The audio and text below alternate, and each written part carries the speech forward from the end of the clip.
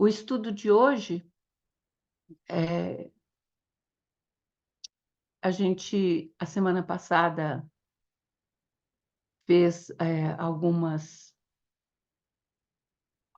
observações, né? Terminando aquela questão das raças,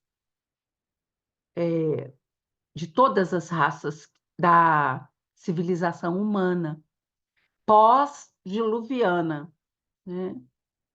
E, e aí, e pré-diluviana também, pré e pós-diluviana. E aí a gente terminou essa parte, e hoje a gente vai abrir com essa lâmina aqui, né? Essa questão, por que a verdade não foi sempre colocada ao alcance de toda a gente, né? E a resposta é: importa que cada coisa venha ao seu tempo. A verdade é como a luz. O homem precisa habituar-se a ela pouco a pouco. Do contrário, ele fica deslumbrado. Bom, essa é uma das questões que nós vamos discutir hoje, porque a pergunta que se faz é a seguinte: por que que nós não, por que que nós não tivemos nenhum tipo de, de orientação a respeito dos extraterrestres por ocasião da, como é que eu falo? Da codificação. Por que que no período da codificação, já que Kardec, né, ele estava ali codificando tudo ali para nós, eu quero sair daqui e eu não estou conseguindo entrar na lâmina que eu preciso entrar.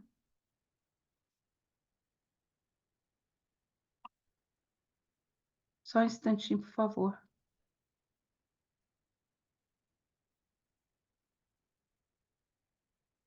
Então, por que que Kardec não fez essa codificação naquela época?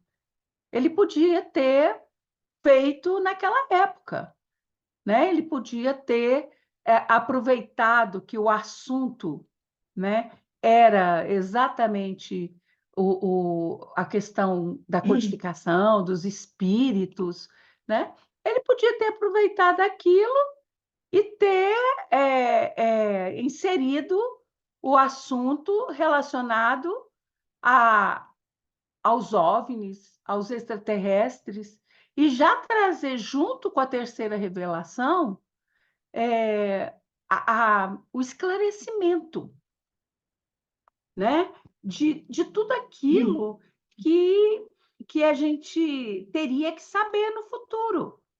Mas é exatamente essa pergunta 628 que ele queria que a gente entendesse. Nosso mentalismo, nosso entendimento não estava pronto. A gente não estava pronto para poder entender, né, aquela questão, porque se falar de espírito já foi muito problemático, vocês imaginam, né? Imaginam falar de extraterrestres, falar de uma humanidade que não é a da Terra e que é bem diferente da Terra. Vocês sabem, a gente estava ali nos idos de 1857, quando a editora de Kardec vendeu os 300 exemplares do Livro dos Espíritos, né, para Madrid, né? E quando chegou lá, que a igreja descobriu o carregamento que tinha no navio, logo que desembarcou o carregamento, ela mandou que tudo fosse incinerado. Isso porque eram livros falando de almas, e isso para o catolicismo nem é tão assim, tão polêmico, porque o catolicismo admite a existência da alma e admite a ressurreição, que no espiritismo passou a ser chamada de reencarnação. Agora, você imagina falar de um ser parecido com esse daqui, né? E depois de tudo que a gente viu, a história das civilizações, a história da humanidade, depois de tudo isso que nós vimos, onde que eles entram nisso tudo, né? Não só naquela questão de fazer a hibridização, ou seja, a alteração genética, doando gene deles próprios para poder misturar com o nosso gene e melhorar a nossa genética. Não sei se vocês viram essa semana que morreu o, o americano que recebeu o transplante de um fígado. É fígado mesmo? De um fígado. É fígado, né? Não é rim, não, né? De um fígado de porco, né? Um porco. O porco recebeu um gene humano. Isso não significa que ele ia ser meio porco e meio humano, como muita gente pensa. E nem ia ser meio humano e meio porco. Não é nada disso. Ele não ia ser um porco com cara de gente ou um agente com cara de porco. Ele simplesmente recebeu um gene, como o fígado e o coração do porco são do mesmo tamanho e são bem parecidos com os dos humanos. Ele recebeu o gene, que é o gene do fígado, para que aquele fígado não desse rejeição. O homem ficou implantado por 3 meses, mas ele tinha várias comorbidades. Ele tinha problemas cardíacos sérios, ele tinha hipertensão, ele tinha problemas renais. A causa da morte dele não foi dada como sendo em consequência do transplante, mas em consequência das outras comorbidades. Então, vocês observem o seguinte: isso que nós estamos fazendo em relação aos animais, proporcionando um gene que vai trazer benefício para o próprio homem, isso é o que foi feito no passado de uma outra forma, porque eles pegaram um macaco, né? Eles pegaram um primata, que era o que era mais apto, né, a ser melhorado geneticamente. Lembrem-se que o macaco tinha cauda, tinha rabo, tinha o corpo todo cheio de pelos, a cabeça era totalmente diferente da nossa, e alguns órgãos internos que não eram necessários, alguns dentes também, enfim. Mas era o que mais estava apto. Pegou-se esse macaco, colocou-se o gene, um DNA, um gene no DNA daquele macaco, que o que nasceu daquele macaco, do cruzamento daquele macaco posteriormente, já não era o macaco original. Já não era o macaco original. Era um outro tipo de macaco, né? Eu trabalhei 20 e tantos anos com agronegócios, né? E trabalhei na BCZ, trabalhei com a revista da Gir Leiteiro também. Então, a gente via os veterinários fazerem isso nas vacas. Por exemplo, pegava uma vaca holandesa pura, né? E inseria um gene de Nelore naquela vaca, né? Que seria da raça Gir, desculpa, não Nelore, da raça Gir, naquela vaca.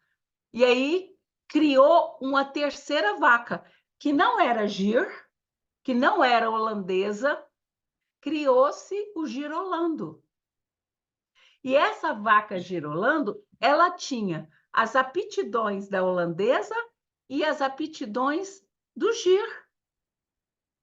Então, ela era muito mais ela produzia muito mais leite, ela se adaptava ao clima tropical, porque é holandesa, pelo próprio nome, era da Holanda, ao nosso clima. E foi isso que os nossos criadores fizeram conosco. E os nossos criadores não é Deus. Pronto. Deus criou o nosso princípio inteligente. Os nossos criadores são os engenheiros geneticistas que trabalham para o Cristo, sob a supervisão do Cristo. Então, o modelo que nós temos hoje foi o modelo que foi apresentado ao Cristo. Olha, esse aqui é o modelo do futuro homem, do sapiens sapiens ou dos sapiens tecnológicos. Esse aqui é o modelo que a gente quer que seja desenvolvido. E o Cristo aprovou esse modelo. Mas os nossos criadores são os extraterrestres. Isso choca vocês? Né? Então, Beleuza, Deus não tirou uma costela do Marco para te fazer. Definitivamente. Definitivamente. Se você pegar o seu DNA é diferente do DNA do Marco. Em humanidade, vocês são iguais. Mas, muito provavelmente, ele tem DNA da Ásia, você tem DNA da África, e é assim que funciona. Então, os nossos criadores, senhoras e senhores, não é Deus desses corpos. Deus criou o princípio inteligente, a consciência, o que está dentro desses corpos. Deus precisava de um casulo para abrigar o princípio inteligente. Para que esse princípio inteligente pudesse prosperar, desenvolver, trabalhar, crescer, reproduzir. O crescer e multiplicar. Aliás, esse crescer e multiplicar não tem nada a ver com o homem. O homem cresce e multiplica em reprodução. Esse crescer e multiplicar, senhoras e senhores, é em evolução. Porque o homem, ele não pode gerar o espírito, então ele não pode multiplicar. Ele só pode emprestar um corpo, formar um invólucro para um espírito pré-existente. Né? Então, onde que nós entramos nisso tudo? Na criação de vocês. Então, nós somos muito mais velhos que vocês.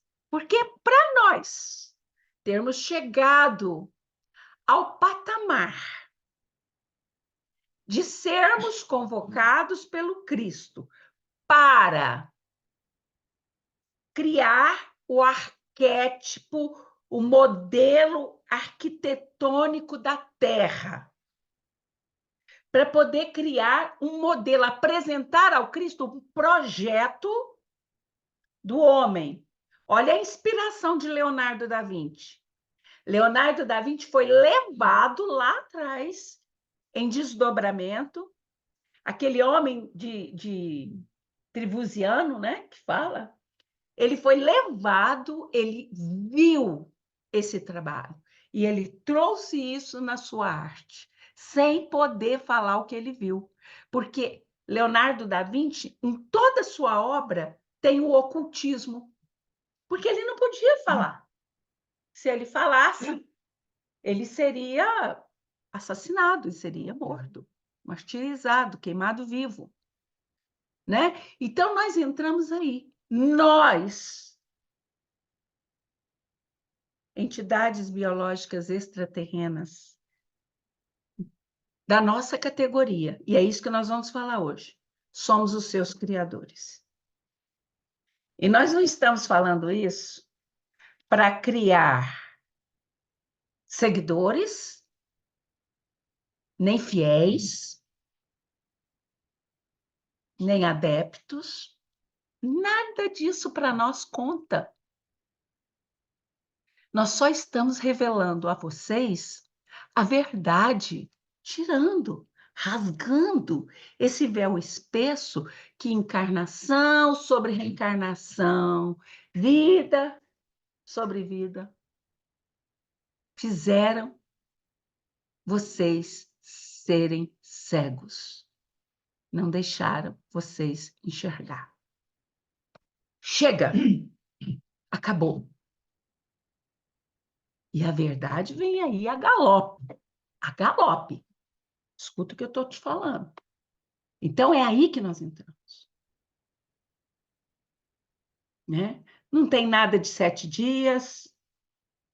E descansar no 7º dia, pelo amor de Deus, gente. Deus descansar?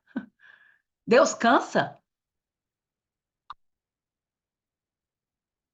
Ai, o dia que vocês descobrirem que é Deus. Né? Que é Deus. E nós falamos um pouco sobre isso aqui. Se o universo tem 14 bilhões de anos, 14 bilhões de anos, vamos arredondar para facilitar nosso raciocínio? Se o universo tem 14 bilhões de anos e o Sol e a Terra, o Sol 4,5, a Terra 4, estou arredondando.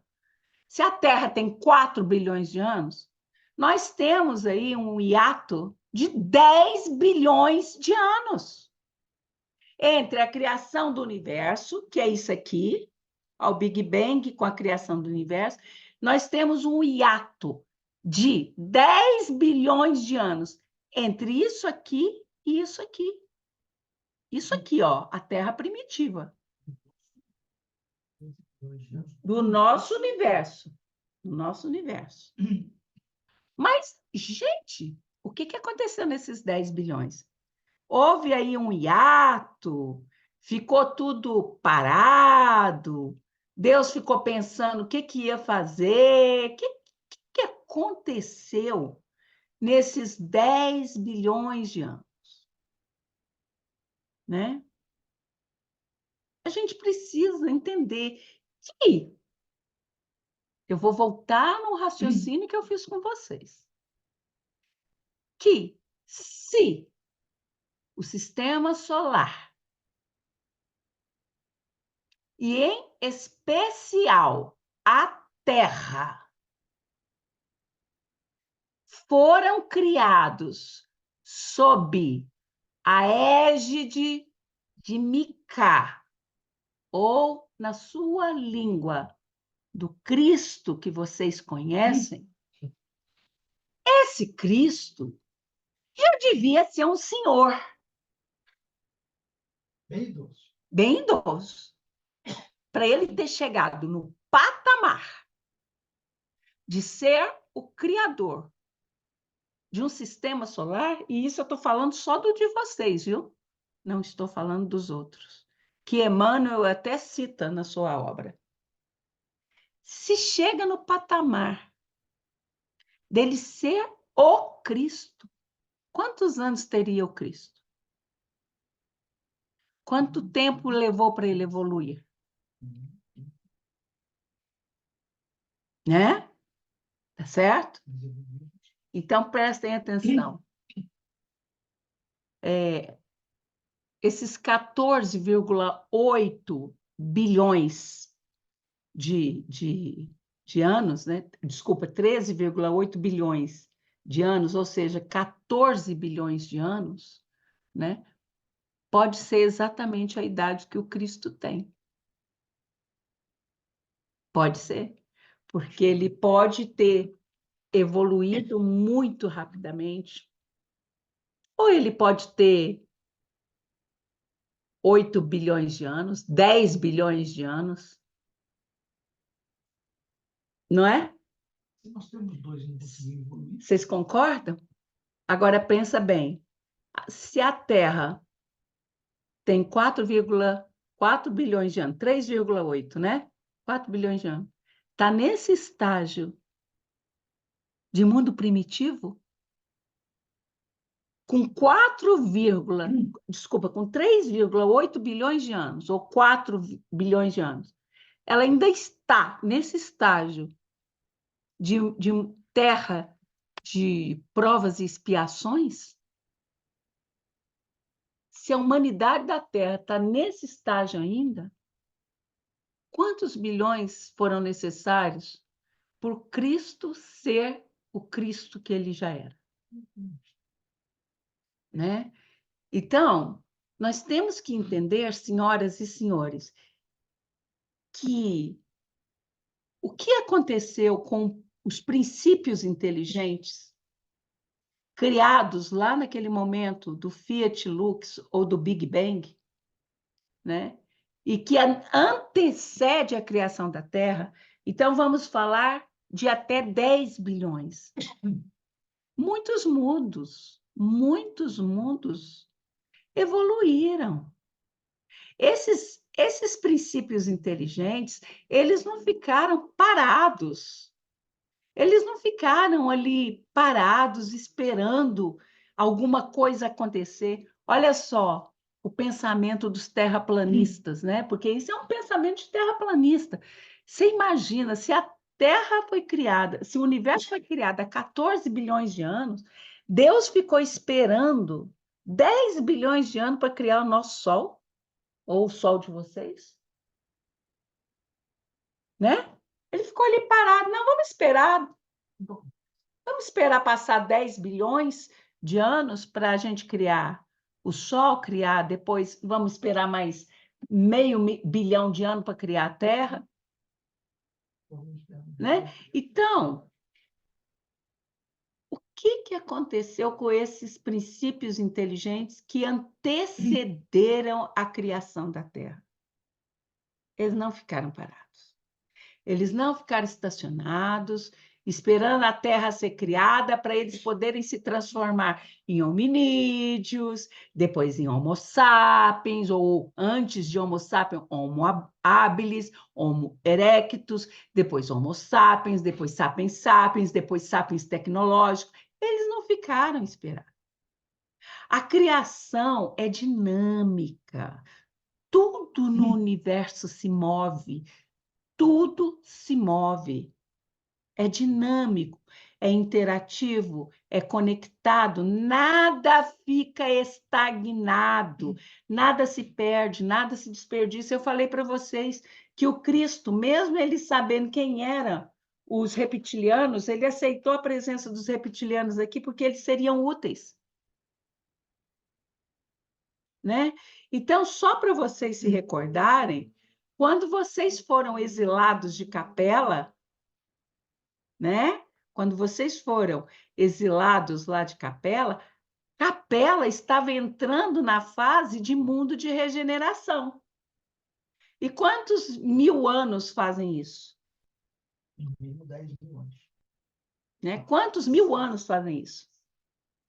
Né? Então, ela já estava no mundo de regeneração. Se hoje a Terra está entrando na fase de regeneração, Capela, muito provavelmente, já está na fase de mundo celestial, como vocês fazem essa classificação aqui entre vocês.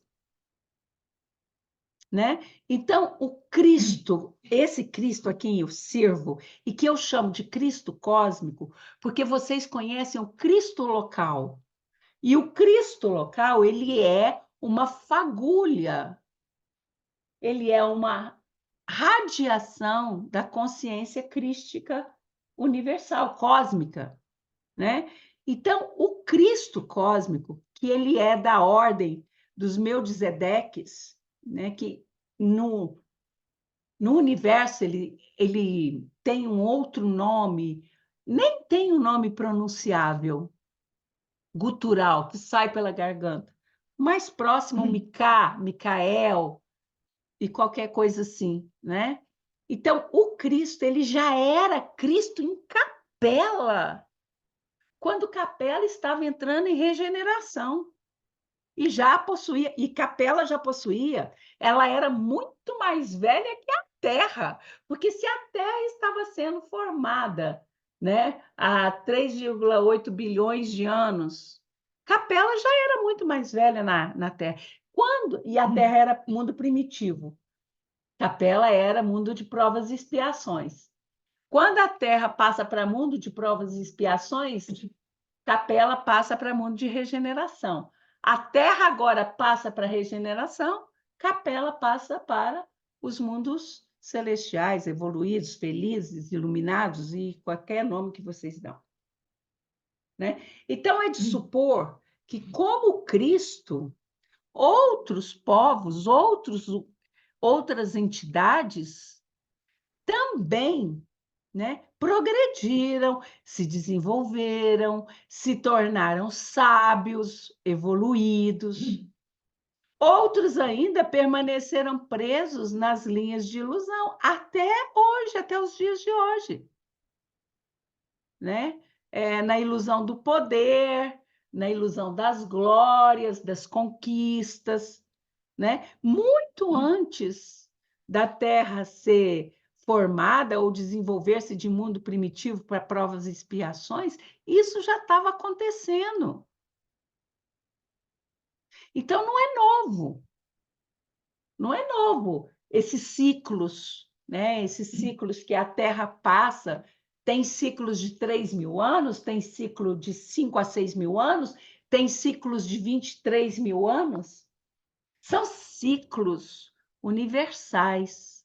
Nós já estudamos isso aqui. Vocês só conhecem o ciclo da Terra de rotação, vocês conhecem o ciclo lunar, vocês conhecem o ciclo de translação, que é quando a Terra gira em torno do Sol, e vocês também passaram a conhecer o ciclo solar, que é quando o Sol completa uma volta de 250 mil anos em torno do centro da galáxia.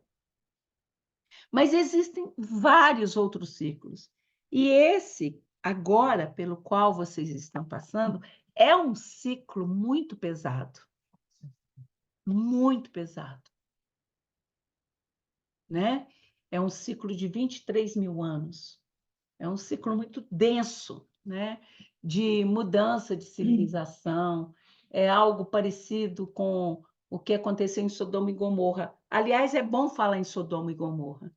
O que aconteceu no Rio Grande do Sul se assemelha ao que aconteceu em Sodoma e Gomorra, dadas as devidas proporções. Não que os gaúchos fossem aqueles cidadãos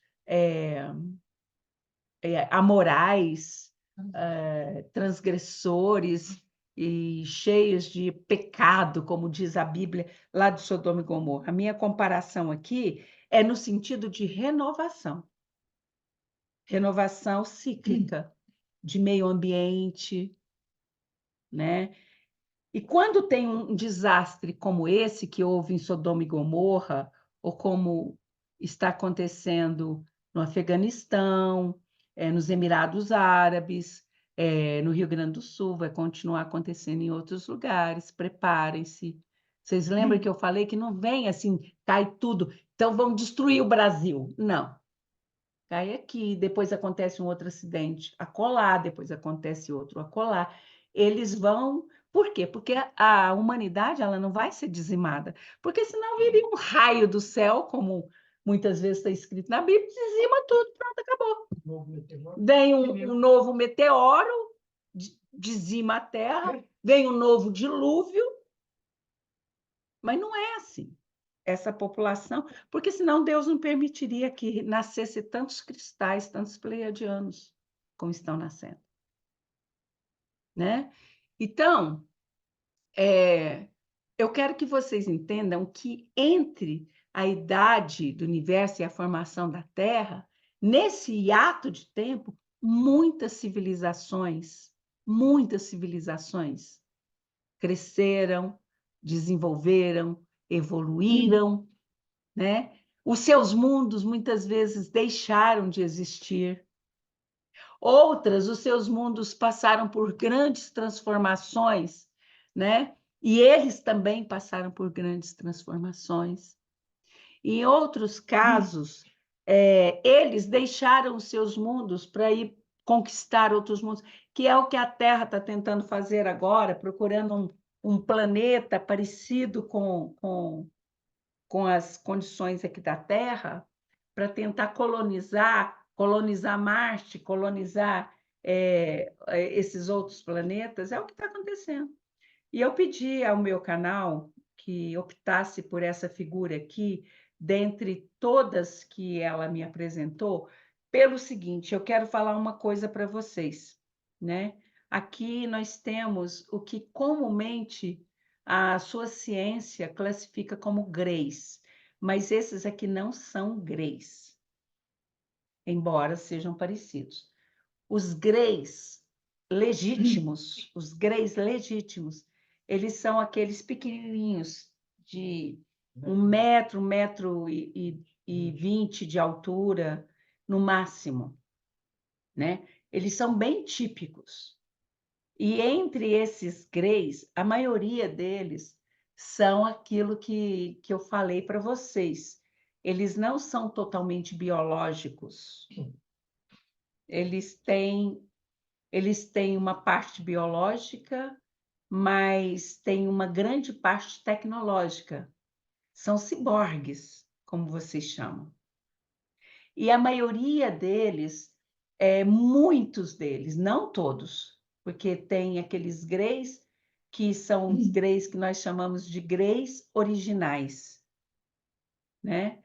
Esses são greys bondosos, são greys ativos, colaborativos, são greys curiosos, adoram entrar na casa das pessoas para poder conhecer, brincar. Eles são muito brincalhões, né? São o que vocês às vezes chamam de espíritos zombeteiros, porque eles fazem barulhos, derrubam coisas, tomam forma de crianças, aparecem como crianças. Esses são os greys originais. Mas os greys, esses que são híbridos, né? Eles são escravos dos reptilianos que vivem na Terra Oca, trabalham para eles. De que forma? Mineração. Trabalham em montanhas minerando, Como se tem a Bahia. né? Como as que tem em Mucugê, por exemplo. Então, eles trabalham, eles têm equipamentos, esses equipamentos são todos à base... Vou explicar para vocês entenderem.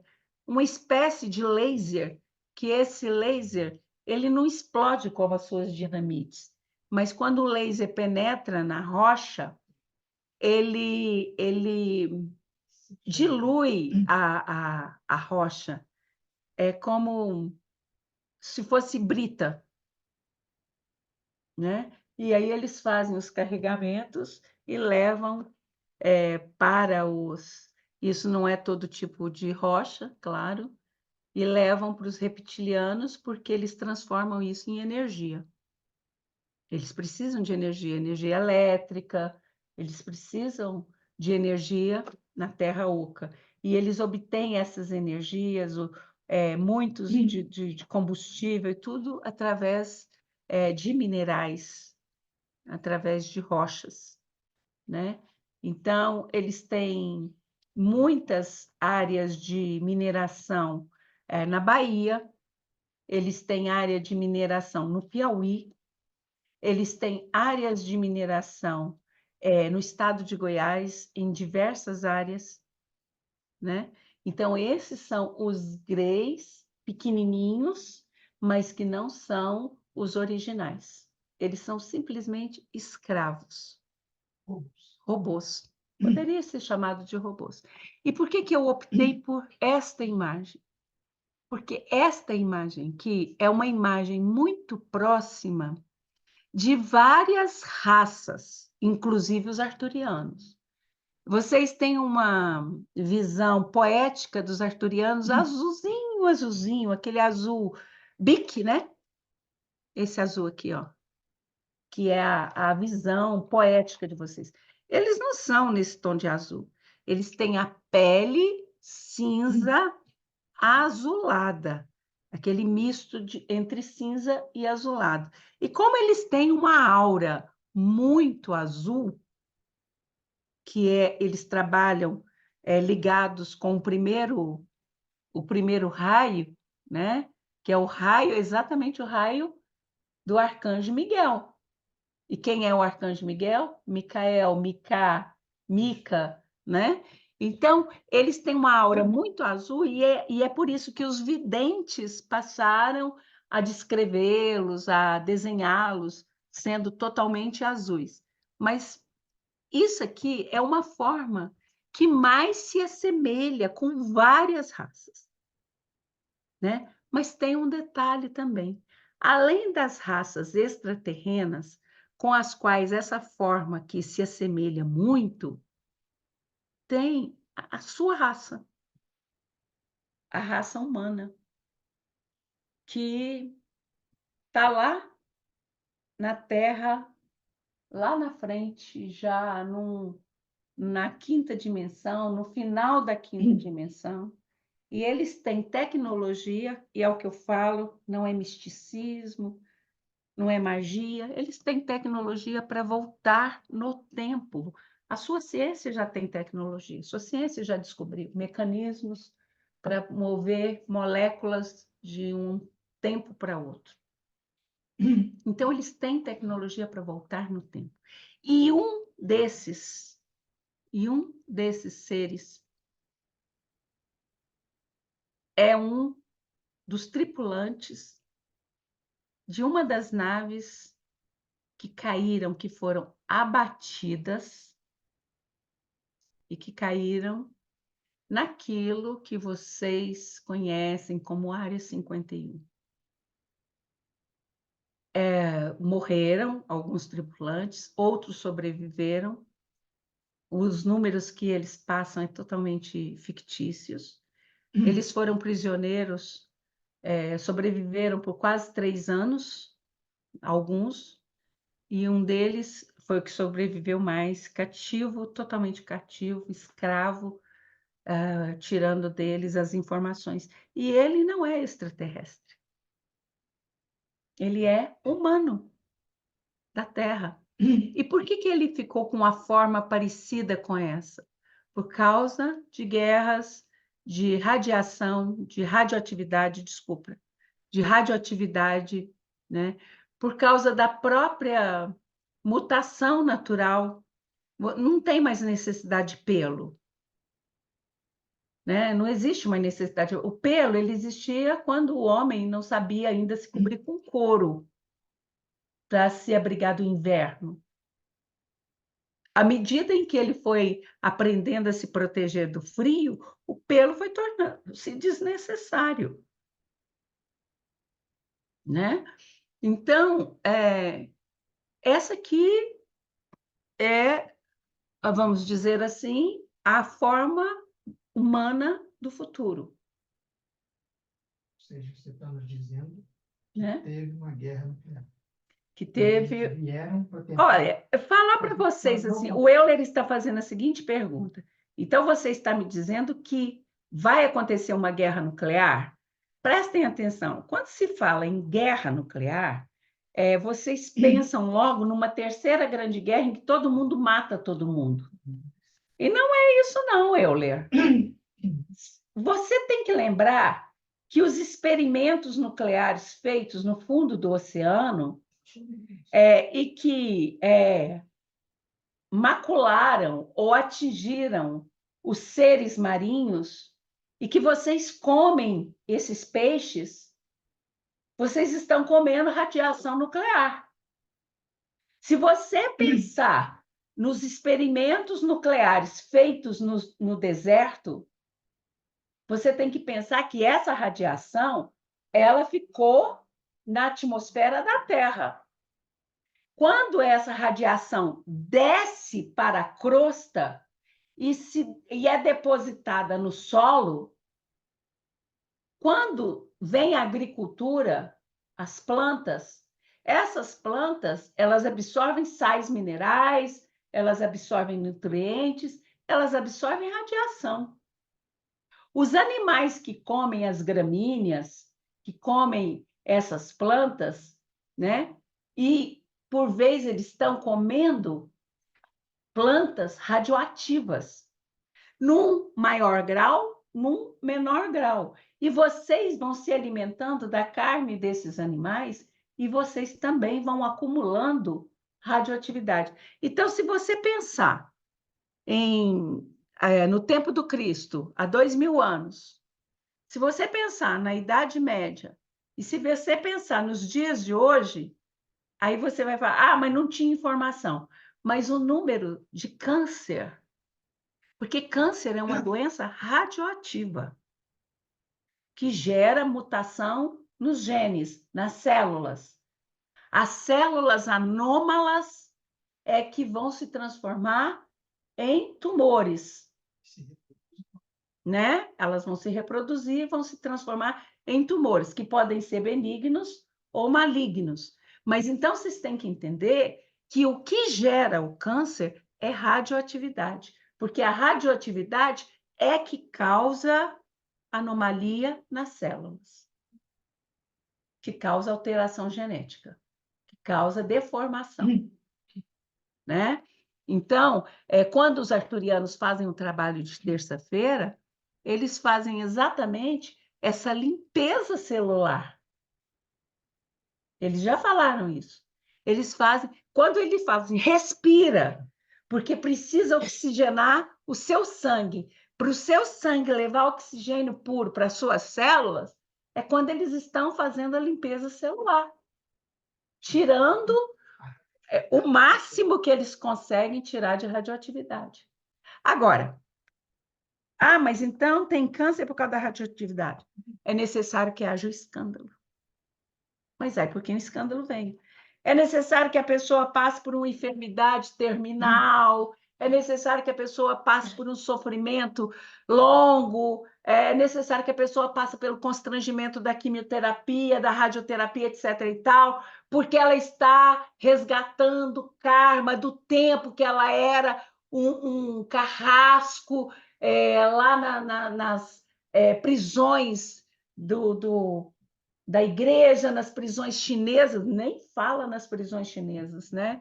Japonesas, árabes, né? Então agora ele pede a oportunidade de resgatar e ele vem com câncer. Mas quem causou o câncer? Quem produziu as bombas nucleares. Então, não necessariamente uma guerra nuclear, que é o que nós estamos tentando evitar. Mas pode ter. E se tiver uma guerra nuclear, entendam como que essa guerra acontece. As bombas, senhoras e senhores, a imprensa ilude vocês dizendo que a Rússia possui mísseis em diversos pontos de diferentes países. Os Estados Unidos possuem mísseis em diferentes frentes militares, não sei, nada disso. As bombas, os mísseis, as bombas de destruição em massa estão nos satélites, no céu. Lembra que eu falei para vocês? Prestem atenção no que vem no céu, prestem atenção no que vem do céu, prestem atenção no que vem do céu. O perigo que estava naquele momento. Porque qualquer míssil, nessa proporção que você lança aqui na Terra, imediatamente os outros países têm equipamentos para detectar. E para lançar contra-ofensiva, né? É horrível essas coisas todas, né? Mas, bom, vamos continuar. Acho que nem dá para continuar mais, né? Não, não dá, já são 9 horas e nós estamos trabalhando com a disciplina. Mas eu vou mais uma vez mostrar uma lâmina que eu mostrei, a frase no encontro anterior, vou mostrar a mesma frase e nós vamos começar a partir dela. Então, existem universos infinitos. E, naturalmente, existem inúmeras humanidades, né? E Jesus, quando pergunta, aquele lunático que está ali, com a interferência, uma canalização de uma consciência. Como é que você se chama? E ele responde: meu nome é multidão, porque nós somos muitos. Gente, como eu gostaria de estudar a Bíblia com vocês, interpretar o Evangelho com vocês. Então, vocês observem aqui, isso aqui são imagens artísticas, mas muitas delas com intuição, com inspiração, porque a gente usa isso. A gente pega o artista e inspira ele. E observem que os rostos são quase todos parecidos. Quase todos parecidos. A semana que vem eu vou trazer, eu já pedi ao meu canal para pesquisar uma imagem que se assemelha mais próximo daqueles que trabalham para nós, dos que trabalham para nós aqui direto na Terra, fisicamente, para vocês conhecerem, tá? Para vocês, Encarnados? pelo menos, não, meu filho, não encarnados, mas que estão nas naves físicas, atuando aí, né? Então, era isso que eu tinha para hoje. Aquilo que meu canal falou.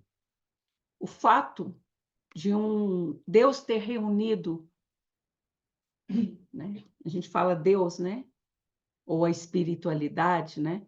Ter reunido num só lugar aqueles espíritos que precisavam resgatar. Você vê em relação ao Rio Grande do Sul, água e fogo.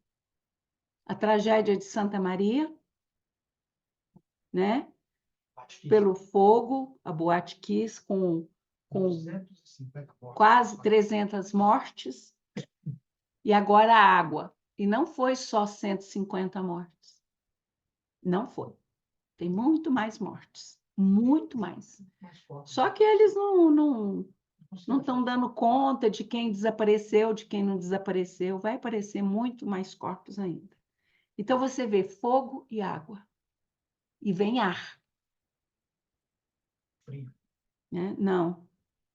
Vem tornados fortes para Santa Catarina, pegando o norte do Rio Grande do Sul, vem tornados bastante fortes por aí, né?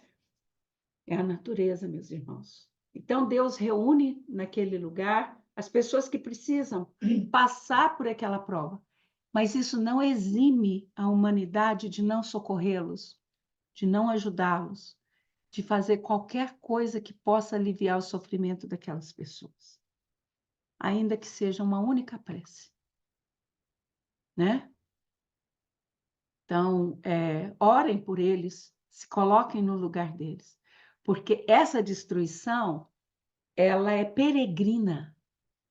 Vocês sabem o que é peregrino? Ela vai andando. Ela vai andando.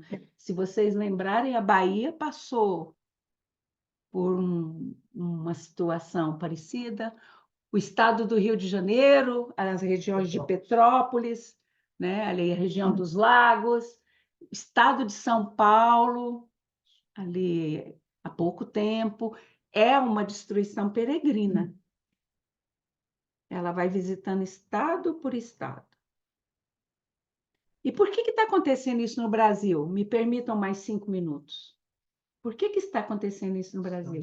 Gente, o Brasil é a pátria do Evangelho, então aqui a gente tem que ficar bem para poder receber esse povo de fora que vem para cá, para purificar, né? Limpar. Está limpando a casa para poder receber os hóspedes. Também gerando consciência. Né? E trazendo um pouco mais de fraternidade, consciência fraterna, espírito de auxílio. O brasileiro tem esse espírito, né? De auxiliar, mas também tem muitos aqueles que se aproveitam, né? Tanto da classe pobre, bandidos, ladrões, saqueadores, quanto de colarinhos brancos. Infelizmente, né?